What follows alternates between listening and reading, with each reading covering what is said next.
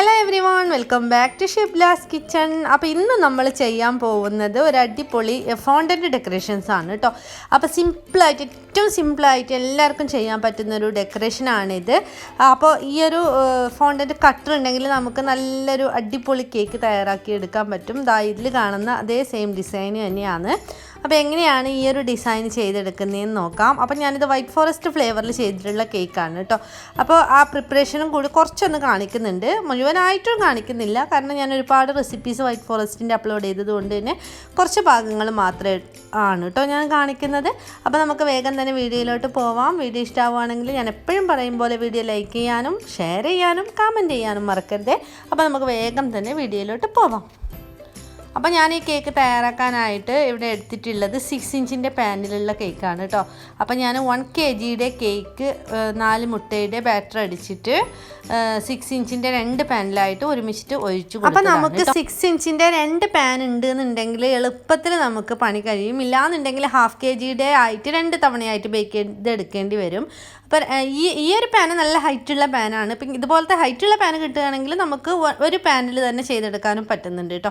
പിന്നെ baking time കുറച്ച് കുറഞ്ഞ് കിട്ടാൻ വേണ്ടിയിട്ടാണ് 2 ഒരുമിച്ചിട്ട് ബേക്ക് ചെയ്ത് എടുത്തിട്ടുള്ളത്. അപ്പോൾ കേക്ക് നന്നായിട്ട് തണുത്തതിന് ശേഷം ഞാൻ ലെയറാക്കിയിട്ട് കട്ട് ചെയ്തൊക്കെ എടുത്തിട്ടുണ്ട്. അപ്പോൾ കേക്ക് തയ്യാറാക്കുന്ന വീഡിയോവും ലെയറായിട്ട് കട്ട് ചെയ്യുന്ന വീഡിയോയും ഒക്കെ ഞാൻ അപ്ലോഡ് ചെയ്തിട്ടുണ്ട്. അതുപോലെ തന്നെ ക്രീം ബീറ്റ് ചെയ്യുന്ന വീഡിയോ ഒക്കെ അപ്ലോഡ് ചെയ്തിട്ടുണ്ട്. അപ്പോൾ ഈ ഒരു കേക്കിന് എനിക്കൊരു 1.25 കപ്പ് ക്രീം വേണ്ടി വന്നിട്ടുണ്ട് കേട്ടോ. അപ്പോൾ ഫസ്റ്റ് ലെയർ കേക്ക് ഞാൻ വെച്ച് കൊടുത്തിട്ട് ഷുഗർ സിറപ്പിലൊന്ന് വെറ്റ് ചെയ്തെടുക്കുകയാണ്. അപ്പോൾ ഞാൻ മിൽക്ക് മിക്സാണ് വെറ്റ് ചെയ്യാൻ എടുത്തിട്ടുള്ളത്. അപ്പോൾ മിൽക്ക് മിക്സ് തയ്യാറാക്കുന്ന വീഡിയോ ഞാൻ മിൽക്കി നട്ട്സ് കേക്കിൻ്റെ റെസിപ്പിയിൽ അപ്ലോഡ് ചെയ്തിട്ടുണ്ട് കേട്ടോ. അപ്പോൾ അത് വേണമെങ്കിൽ നിങ്ങൾക്ക് കാണാം. എന്നിട്ട് വിപ്പിംഗ് ക്രീം വെച്ചിട്ട് ഞാനൊന്ന് ലെയറിൽ ഫിൽ ചെയ്ത് കൊടുക്കുന്നുണ്ട്. എന്നിട്ടൊരു ഐസിങ് നൈഫ് വെച്ചിട്ട് ലെവൽ ചെയ്ത് കൊടുക്കാം. ക്രീം പെർഫെക്റ്റ് ആയിട്ട് എങ്ങനെയാണ് ബീറ്റ് ചെയ്യേണ്ടതെന്ന് ഓൾറെഡി വീഡിയോ ചെയ്തിട്ടുണ്ട്. അപ്പോൾ ഇതിന് ഒരു 1.25 കപ്പ് ക്രീം വേണ്ടി വരും കേട്ടോ. 1.25 കപ്പ് ഫുള്ളായിട്ട് വേണമെന്നില്ല, ഒരു കപ്പിലും ചെയ്യാം. എന്നാലും 1.25 കപ്പ് ബീറ്റ് ചെയ്യുന്നത് നല്ലതാണ്. ഇല്ലാന്നുണ്ടെങ്കിൽ കുറഞ്ഞു പോകാണ്ടിരിക്കാൻ വേണ്ടിയിട്ടാണ് 1.25 കപ്പ് ബീറ്റ് ചെയ്യുന്നത്. ഇനി ഇതിൻ്റെ ഫില്ലിങ്സിൽ എന്താണോ നിങ്ങൾ കൊടുക്കുന്നത് അത് കൊടുക്കുക. ഞാനിപ്പം കുറച്ച് നട്ട്സും കുറച്ച് ചോക്കോ ചിപ്സും ആണ് കൊടുക്കുന്നത്. നിങ്ങൾക്ക് വേണമെന്നുണ്ടെങ്കിൽ വേറെ എന്തെങ്കിലും കൊടുക്കുന്നുണ്ടെങ്കിൽ കൊടുക്കുക, ചെറിയൊക്കെ കൊടുക്കുക കേട്ടോ. ഇനി സെക്കൻഡ് ലെയർ കേക്കും കൂടി വെച്ച് കൊടുക്കുക. സെക്കൻഡ് ലെയർ കേക്കും കൂടി വെച്ച് കൊടുത്തിട്ട് സെയിം പ്രൊസീജിയർ തന്നെ തുടരാം. കേക്ക് വെച്ച് കൊടുക്കുമ്പം ഐസിങ് നൈഫ് വെച്ചിട്ട് ലെവൽ ചെയ്തിട്ട് തന്നെ വെച്ച് കൊടുക്കണം കേട്ടോ. സൈഡൊക്കെ ഒന്ന് ലെവൽ ചെയ്തിട്ട് തന്നെ വെച്ച് കൊടുക്കണം.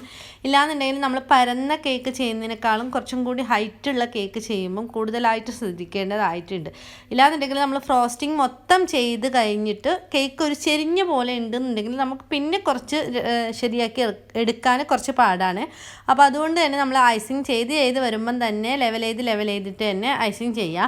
അത് പെർഫെക്റ്റായിട്ട് ഷാർപ്പ് എഡ്ജ് ചെയ്യേണ്ട വീഡിയോയിൽ ഞാൻ പെർഫെക്റ്റായിട്ട് ഡീറ്റെയിൽഡ് ആയിട്ട് പറഞ്ഞിട്ടുണ്ട്. അപ്പോൾ അത് നോക്കിയാൽ ഏതൊരു ബിഗിനറിനും നല്ല റെഡിയായിട്ട് നല്ല രീതിയിൽ ഐസിങ് ചെയ്തെടുക്കാൻ പറ്റുന്നുണ്ട്. ഒരുപാട് പേര് ട്രൈ ചെയ്ത് നോക്കിയിട്ട് എന്നോട് നല്ല അഭിപ്രായം പറഞ്ഞിട്ടുണ്ട്. അപ്പോൾ വേണമെന്നുണ്ടവർ പോയി കാണുക കേട്ടോ.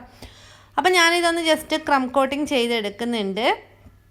ഒരു ക്രം കോട്ടിങ് ചെയ്തെടുത്തു കഴിഞ്ഞാലുള്ള ഗുണം എന്താണെന്ന് വെച്ചാൽ നമുക്ക് ഫൈനൽ കോട്ടിങ് ചെയ്യുമ്പം ഒട്ടും കേക്കിൻ്റെ ക്രംസ് ഒന്നും ക്രീമിൽ പറ്റിപ്പിടിക്കില്ല എന്നുള്ളതാണ്. നല്ല പെർഫെക്റ്റായിട്ട് നീറ്റായിട്ട് നമുക്ക് ഐസിങ് ചെയ്തെടുക്കാൻ പറ്റും എന്നുള്ളതാണ്.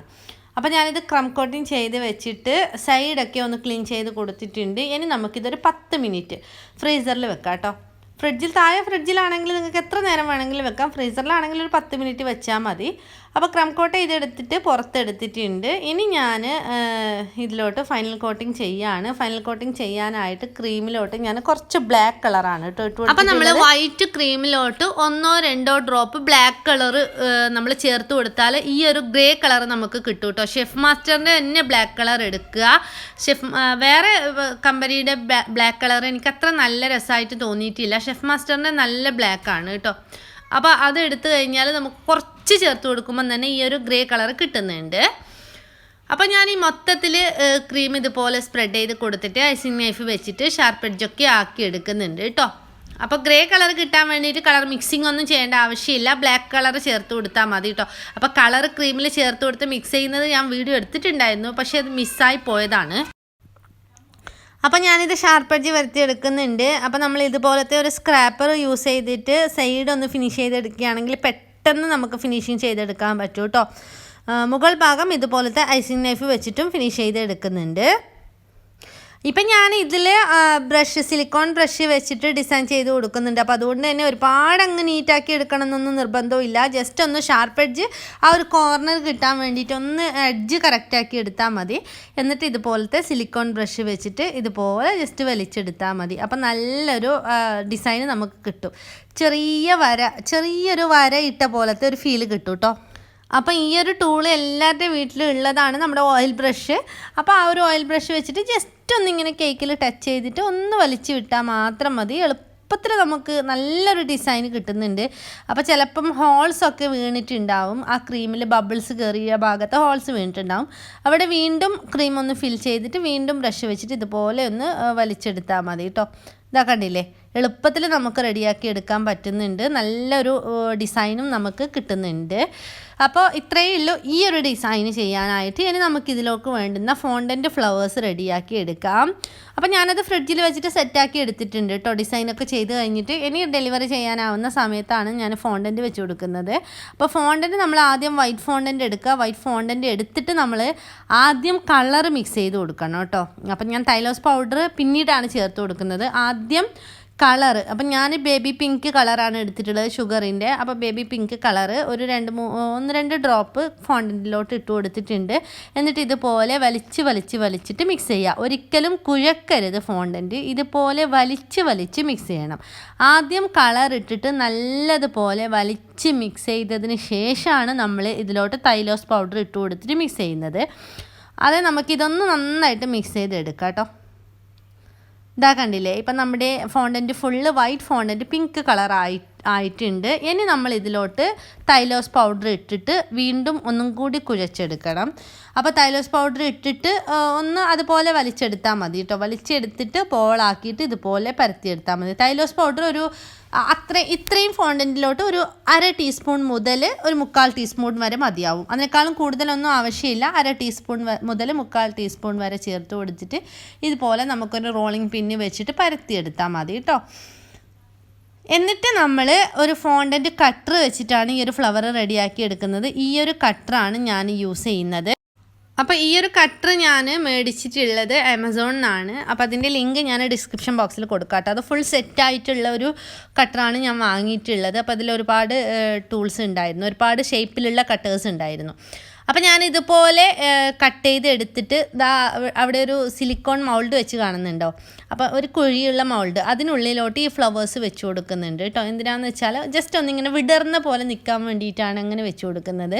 പരന്ന പ്ലേസിൽ വെച്ച് കൊടുത്താൽ അതൊരു പരന്ന പോലെ നിൽക്കുകയുള്ളൂ, ഒരു വിടർന്ന പോലെ ഇങ്ങനെ നിന്ന് കിട്ടില്ല. അപ്പം എന്തെങ്കിലും ആ കുഴിയുള്ള ഒരു ഷേപ്പിലോട്ട് നമ്മൾ വെച്ച് കൊടുത്താൽ മതി. അപ്പോൾ ആ ഒരു ഫ്ലവേഴ്സൊക്കെ അവിടെ സെറ്റായിട്ടുണ്ട്. ഒന്നെങ്കിൽ നമ്മൾ കുറച്ച് വെയിലുള്ള ഭാഗത്ത് വെച്ചിട്ട് ഡ്രൈ ആക്കി എടുക്കുക. ഇല്ലാന്നുണ്ടെങ്കിൽ നമ്മൾ ഓവനൊന്ന് ഒരു 5 മിനിറ്റ് പ്രീ ഹീറ്റ് ചെയ്തിട്ട് ഓഫ് ചെയ്തിട്ട് ആ ഓവനിലുള്ളിൽ ഒരു 5 മിനിറ്റ് ഈ ഒരു ഫ്ലവേഴ്സ് വെച്ച് കൊടുത്തിട്ട് ഒന്ന് ഡ്രൈ ആക്കി എടുത്താലും മതി. എങ്ങനെയായാലും നല്ലപോലെ ഡ്രൈ ആയതിന് ശേഷം നമ്മൾ കേക്ക് ഡെലിവറി ചെയ്യുന്നതിന് തൊട്ട് മുമ്പ് ഫോണ്ടൻറ്റ് വെച്ച് കൊടുത്താൽ മതി കേട്ടോ.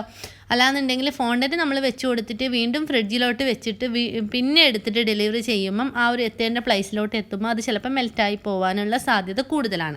ഒരുപാട് പേര് ഡൗട്ട് ചോദിച്ചിട്ടുണ്ട്, ഫോണ്ടൻറ്റ് ഫ്ലവേഴ്സ് വെച്ചിട്ട് നമ്മൾ ഫ്രിഡ്ജിൽ വെച്ചിട്ട് പുറത്തെടുക്കുമ്പം തന്നെ അത് മെൽറ്റായി താഴെ വീഴുന്നു എന്നൊക്കെ. അതൊക്കെ ഒന്നാമത് നമ്മൾ തൈലോസ് പൗഡർ ചേർത്ത് കൊടുക്കാത്തതാണ്. തൈലോസ് പൗഡർ അല്ലാന്നുണ്ടെങ്കിൽ CMC പൗഡർ, ഇതിൽ രണ്ടിലേതെങ്കിലും ഒന്ന് ചേർത്ത് കൊടുത്താൽ മതി. പിന്നെ നമ്മൾ ഈ ഒരു ഫോണ്ടൻറ്റ് വെച്ച് കൊടുക്കുമ്പോഴും പരത്തുമ്പോഴും ഒക്കെ ശ്രദ്ധിക്കാഞ്ഞിട്ടാണ്. ഉള്ളം കയ്യിലിട്ടിട്ട് നന്നായിട്ട് കുഴച്ചെടുത്താലൊക്കെ പെട്ടെന്ന് മെൽറ്റാവുന്നുണ്ട് ഫോണ്ടൻറ്റ്. അപ്പോൾ അതുകൊണ്ട് തന്നെ വലിച്ചിട്ടാണ് ഫോണ്ടൻറ്റ് മിക്സ് ചെയ്യേണ്ടത്. അതുപോലെ തന്നെ മെയിനായിട്ട് ശ്രദ്ധിക്കേണ്ടത്, നമ്മളിതുപോലെ ഫോണ്ടൻറ്റ് ഡ്രൈ ആക്കി എടുത്തതിന് ശേഷം ഡെലിവറി ചെയ്യുന്ന ആ ഒരു സമയം വരെ നമ്മൾ എയർ ടൈറ്റ് ആയിട്ടുള്ള ഒരു കണ്ടെയ്നറിൽ ഇട്ട് വെച്ചാൽ മതി. എന്നിട്ട് നമ്മൾ ഡെലിവറി ചെയ്യുന്നതിന് തൊട്ട് മുമ്പ് ഇതുപോലെ വെച്ച് കൊടുത്തിട്ട് റെഡിയാക്കിയിട്ട് ബോക്സ് ആക്കിയിട്ട് അവർക്ക് ഡെലിവറി ചെയ്താൽ മതി കേട്ടോ. ഞാൻ പറഞ്ഞത് ഒരിക്കലും ഫ്രിഡ്ജിൽ വെക്കണ്ടാന്ന്. ഫ്രിഡ്ജിൽ വെച്ചാൽ അതിൻ്റെ മുകൾ ഭാഗമൊക്കെ ഒരു നനവ് വരും.